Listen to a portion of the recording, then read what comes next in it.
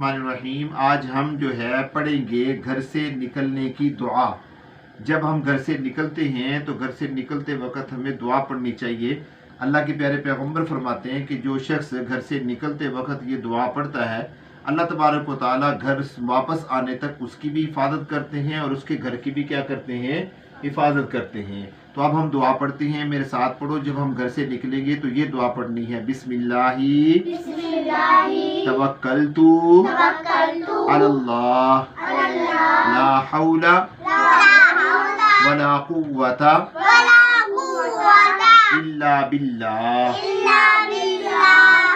इसका तर्जुमा ये है कि अल्लाह के नाम के साथ मैं निकलना शुरू करता हूँ और मैं अल्लाह पर भरोसा करता हूँ और नहीं है कोई ताकत नेकियों पर अल्लाह के माँ सिवा और नहीं है गुनाहों से फिरना अल्लाह के माँ सिवा।